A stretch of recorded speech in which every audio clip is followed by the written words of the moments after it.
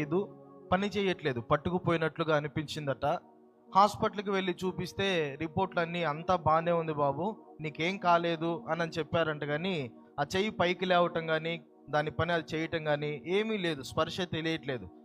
ఏం చేయాలని అర్థం కాకపోతే వాళ్ళు అన్ని జనులుగా ఉన్నారు. ఇంటి పక్కన వాళ్ళు చెప్పారంట, ఇదేదో మాంత్రిక విద్యలు ప్రదర్శించినట్టున్నారు మీ మీద అని చెప్తే, దగ్గరలో ఒక వైద్యుడి దగ్గరికి వెళ్తే అతను చెప్పింది ఏంటంటే, మీ మీద చేతబడి చేశారు, అది త్వరగా మళ్ళీ తిప్పి కొట్టాలి, దానికి 70,000 రూపాయలు ఖర్చు అవుతుంది, మీరు తీసుకొని వస్తే ఆ పని చేద్దామని చెప్పారట.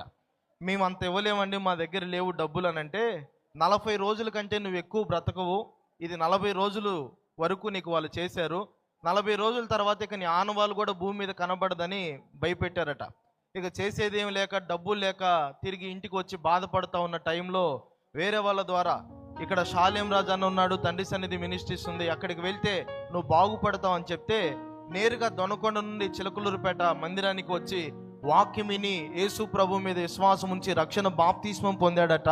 40 రోజులు దాటిపోయిందన్న, నేను రక్షణ పొంది దేవుని చేతికి ఎప్పుడు నా జీవితం అప్పగించుకున్నానో దేవుడు నన్ను సజీవుడిగా ఉంచాడు. అంత మాత్రమే కాదు, మరలా నా చెయ్యి తిరిగి పనిచేసే విధంగా దేవుడు కార్యం చేశాడని సాక్ష్యం చెప్తున్నాడు. ఇదిగో ఆ చేతినే పైకి లేపి సాక్ష్యం చెప్తున్నాడు. దేవుడికి మహిమ కలుగును గాక. హల్లెలూయా.